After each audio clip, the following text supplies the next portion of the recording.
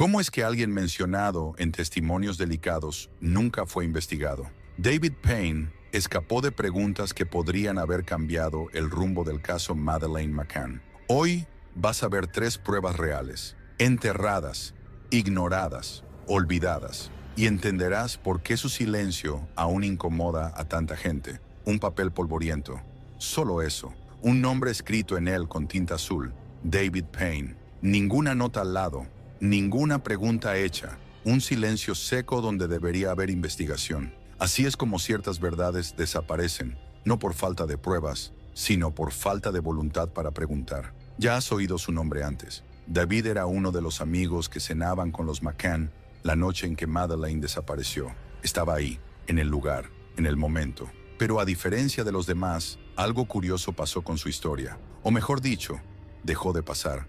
Porque incluso con testimonios incómodos, mencionando su nombre, él se desvaneció de la narrativa como un espectro. No hubo interrogatorio formal, ninguna línea de investigación abierta, nada. Y eso sería solo extraño, si no existieran 3 pruebas concretas, 3 puntos que, de haber sido tomados en serio, tal vez habrían reescrito todo el caso McCann. Una visita al cuarto de Madeleine en un horario clave. Una descripción de comportamiento extraño hecha por alguien fuera del grupo. Y contradicciones en los relatos de esa noche que nunca se cruzaron con lo que él dijo. Pero lo que más llama la atención no es lo que él hizo, es lo que nadie quiso hacer con lo que él dijo. La verdad a veces no necesita desaparecer. Basta con ignorarla despacio hasta que nadie la mire más. Y aquí es donde comienza el malestar. Existe un tipo de silencio que duele más que cualquier mentira. El silencio de la justicia cuando elige no actuar. Y eso es lo que envuelve el nombre de David Payne. Mientras el mundo gritaba por respuestas, mientras los periódicos publicaban titulares y teorías sobre qué pasó esa noche, un detalle quedó ahí, en un rincón, apoyado contra la pared. Nadie preguntó más. Nadie quiso saber. Y la verdad se fue callando, como un niño que se da cuenta de que nadie le cree. Si Payne hubiera sido solo una pieza secundaria, tal vez esto pasaría desapercibido. Pero cuando las pruebas se conectan con su nombre y son ignoradas, el silencio deja de ser omisión y empieza a aparecer protección. Entonces, ahora la pregunta cambia. ¿Y si David Payne es la llave que nadie tuvo el coraje de girar? No para culpar, sino para entender qué intentó esconder el silencio. Si sientes que algo quedó pendiente en este caso, quédate conmigo. Vamos a abrir esa puerta juntos, palabra por palabra. David Payne era más que un amigo cercano, sentado a la mesa del restaurante Tapas Bar con los otros 6 adultos del grupo. Mientras los niños dormían en los apartamentos, solos, él fue el único, según los propios relatos, que visitó el cuarto donde estaba Madeleine antes de su desaparición. Eran alrededor de las 18:30. Jerry McCann pidió que David fuera al cuarto para ayudar a Kate a prepararse. Payne regresó y dijo que todo parecía tranquilo. Esa frase fue repetida por todos, como un eco programado. Pero hay algo que siempre incomodó en esta parte de la historia, porque fue justamente después de esa visita que el tiempo empezó a volverse extraño. Una testigo que no formaba parte del grupo relató algo incómodo. Observó a Payne actuando de manera extraña, haciendo comentarios sobre los niños de una forma que dejó huella. Ese relato fue registrado, oficialmente, pero nunca se convirtió en un punto central de la investigación. Fue tratado como algo sin relevancia, como si fuera más conveniente ignorarlo que preguntar a fondo. Y ahí es donde crece el malestar, porque este hombre no era cualquiera, era médico, bien relacionado, presentado por la prensa como respetable. Y aún así, fue el único del grupo cuya línea temporal no fue desglosada con rigor. La policía portuguesa lo notó, la Scotland Yard lo evitó, y los medios siguieron el mismo silencio. Una silla quedó vacía en el interrogatorio, pero no por falta de preguntas, por elección, como si existiera una línea del tiempo donde Payne siempre escapaba de las agujas del reloj. Cuando volvemos a esa noche, todo parece suceder demasiado rápido, pero al mismo tiempo, demasiado lento. Las versiones no coinciden, los horarios bailan, y Payne flota entre los relatos como una presencia que nadie quiere fijar. Kate McCann dice que él estuvo con ella en el cuarto de los niños por unos minutos. Jerry lo confirma, pero ambos evitan describir qué hizo ahí, qué vio, o si vio algo. Cuando se les preguntó, las respuestas suenan mecánicas. Fue todo rápido, solo fue a ayudar, estaba todo bien, pero ninguna descripción concreta, ninguna reacción emocional. Cuando la policía portuguesa pidió más detalles, recibió silencio. Y más que eso, desinterés. Como si investigar a fondo esta parte de la historia fuera demasiado inconveniente. Este es el punto donde el concepto de justicia selectiva empieza a tomar forma. Porque mientras los padres fueron expuestos, escudriñados, puestos bajo presión pública, Payne fue protegido. Ningún titular cuestionó su versión. Ningún periodista siguió sus pasos. Ningún detective oficial lo interrogó con la fuerza que el caso requería. Y todo esto, incluso con el hecho de que estaba presente, cerca, y con un comportamiento señalado como sospechoso por personas fuera del círculo íntimo. Esta diferencia de tratamiento plantea una pregunta incómoda. ¿Quién decide quién merece ser investigado? ¿Y si el silencio no es ausencia de pruebas, sino la presencia de protección? Casos como este ya han ocurrido antes. La historia está llena de figuras que pasaron ilesas, no por falta de indicios, sino por exceso de conveniencia. A esto se le llama pacto de silencio institucional, y David Payne parece haber sido envuelto en él como quien recibe un abrigo invisible. Pero todo abrigo oculta el cuerpo, y toda puerta cerrada, tarde o temprano, necesita hacer ruido, porque en historias como esta, lo que más grita es lo que nunca se dijo.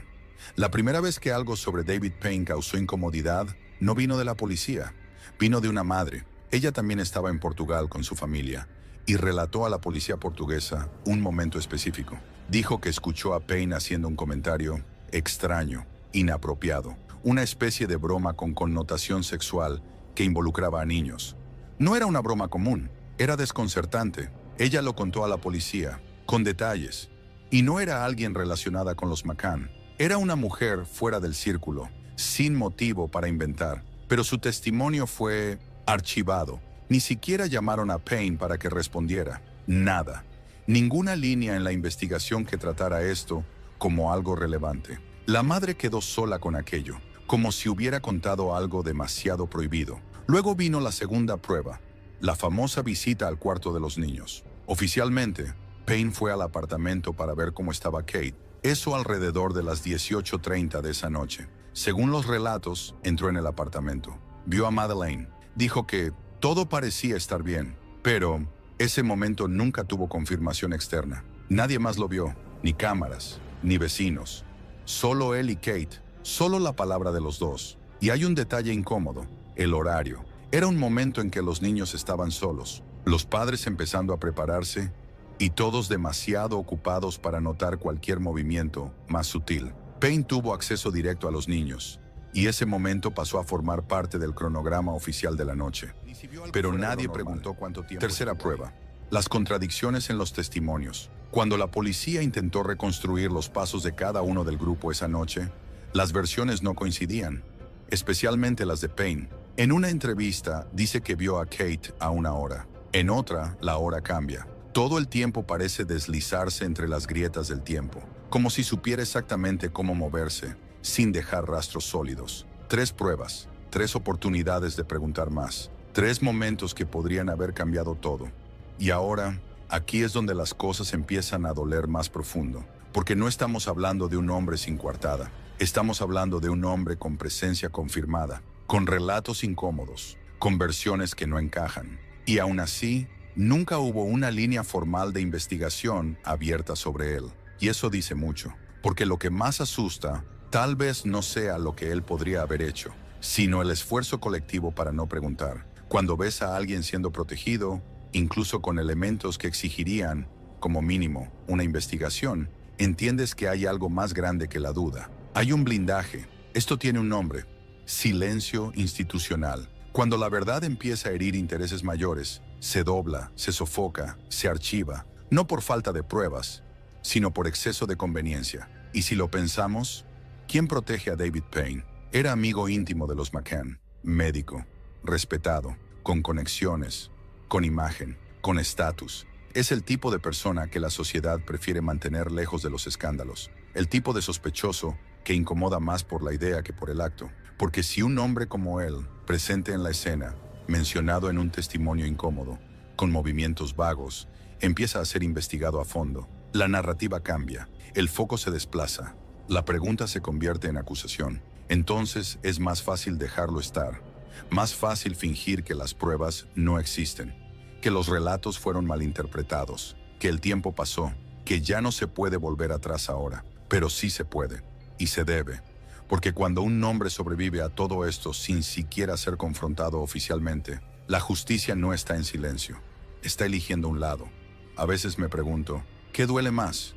¿Imaginar qué pudo haber hecho Payne? ¿O darte cuenta de que nadie tuvo el coraje de preguntar? Hay cosas que solo entiende quien lo vive en carne propia. Y es extraño cómo ciertas verdades solo duelen cuando caen en silencio. ¿Y si lo único más peligroso que un sospechoso es el silencio que lo protege? A veces el silencio está tan bien construido que empieza a aparecer paredes. Pasas por él todos los días y dejas de notar que hay una puerta ahí, una puerta que nunca fue tocada. Y no porque estuviera cerrada, sino porque nadie quiso saber qué había detrás. David Payne era esa puerta. Con las pruebas que escuchaste hasta ahora, los testimonios ignorados, la visita sospechosa al cuarto de Madeleine y las versiones que no encajan, la pregunta inevitable se impone. ¿Por qué no investigaron? ¿Por qué lo protegieron de lo que cualquier otro, en cualquier caso, enfrentaría? La respuesta no viene con pruebas técnicas, viene con el olor del poder, porque la justicia, cuando elige a quien cuestiona y a quien protege, deja de ser justicia. Se convierte en narrativa, una imagen, en teatro. Y en el caso McCann, ese teatro fue cuidadosamente dirigido desde el principio. Los reflectores fueron posicionados para iluminar a algunos y apagar a otros. Payne quedó en las sombras, no por casualidad, sino porque alguien decidió que era mejor así. La policía portuguesa intentó encender luces ahí. Llegó a incluir a Payne en las primeras hipótesis. Pero bastó con que los medios internacionales reaccionaran. Bastó con que el Reino Unido presionara. Bastó con que el juego político comenzara y todo volvió a quedar gris. Nunca fue interrogado formalmente como sospechoso. Nunca tuvo que explicar las lagunas. Nunca respondió sobre el comentario incómodo. Y eso dice mucho más de lo que él podría haber dicho.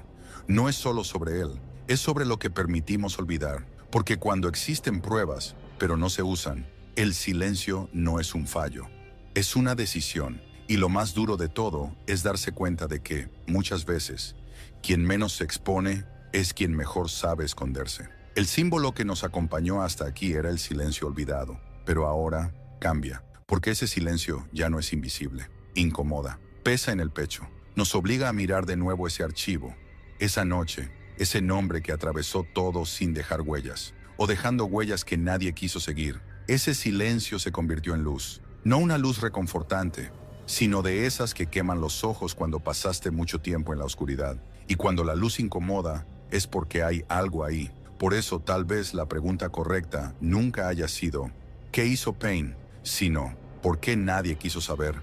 La justicia. Y cada vez que alguien elige olvidar, otro alguien siente que fue abandonado a mitad del camino. Madeleine no tuvo elección, pero quien cayó sí la tuvo. Y quien vio y decidió ignorar también la tuvo. ¿Qué nos queda, entonces? Recordar, reabrir, recontar. Porque cuando una verdad es olvidada, no desaparece. Se convierte en brasa. Y toda brasa olvidada lleva el poder de reencender un incendio entero. Tal vez ese sea el papel de quien está aquí ahora. De quien escuchó todo. De quien sintió el malestar crecer por dentro con cada nueva pieza encajada. No se trata de acusar. Se trata de no aceptar más la comodidad de quien se beneficia de la duda selectiva. Cada vez que este caso se cuenta con verdad, con coraje, con incomodidad, más difícil es fingir que nada pasó. No necesitas gritar, pero necesitas mantener la memoria viva, porque la justicia, incluso fallida, puede ser presionada, y el silencio, por más denso que sea, aún puede ser rasgado con una pregunta simple. ¿Por qué él nunca respondió? Tal vez la pregunta correcta nunca haya sido ¿qué hizo Payne? Sino ¿por qué nadie quiso saber? ¿Sabes qué es lo que más me inquieta? No fue solo lo que quedó sin respuesta. Fue el esfuerzo que hicieron para mantener todo callado. No fue falta de pruebas. Fue falta de coraje, de confrontación, de voluntad real para entender qué sabía o qué hizo David Payne esa noche. Lo que vimos aquí hoy no es teoría. Son testimonios reales. Movimientos registrados, inconsistencias claras. Lo que vimos fue el peso del silencio siendo construido pieza por pieza. como si cada autoridad, cada periodista, cada omisión pusiera un ladrillo más alrededor de esa puerta que nadie quiso abrir. Y ese silencio se convirtió en estructura, se convirtió en protección, se convirtió en excusa. Es fácil mirar este caso hoy y pensar que ya se dijo todo, pero la verdad es que casi nada se dijo sobre quien realmente incomodaba. El nombre de Payne apenas aparece en los titulares. Sus pasos no fueron cuestionados con la seriedad que cualquier otra persona enfrentaría en una situación similar. Pasó limpio, y eso dice mucho. No estoy aquí para señalar con el dedo sin fundamento. Estoy aquí para hacer lo que no hicieron, preguntar. Porque cuando tres pruebas tan fuertes surgen y ninguna se convierte en investigación, la pregunta correcta no es ¿será que es culpable? Sino ¿por qué nadie quiso saber? Eso es lo que me quita el sueño. No saber si la justicia erró, sino darme cuenta de que tal vez ni lo intentó. Y ahí mi miedo cambia de nombre. Deja de ser miedo a la injusticia y pasa a llamarse miedo a la indiferencia. Porque la indiferencia es más fría, más sutil, más peligrosa. No grita, solo pasa de largo. Y cuando toda una sociedad empieza a pasar de largo por encima de pruebas, de niños, de verdades incómodas, dejamos de vivir en comunidad y empezamos a vivir en conveniencia. Por eso este video no termina aquí, porque si llegaste hasta el final es porque sentiste que algo estaba mal, sentiste que había una historia siendo sofocada, sentiste que ese silencio no era normal y tal vez en el fondo siempre hayas llevado esa duda contigo. Solo necesitabas que alguien te dijera que tiene sentido. Entonces te lo digo ahora, lo tiene. Y si esto te quemó por dentro, que arda por fuera. Escribe en los comentarios. Apoyo la verdad, no por mí, ni por este canal, sino porque cada vez que alguien escribe eso, es como si encendiera un fósforo en la oscuridad que crearon alrededor de este caso.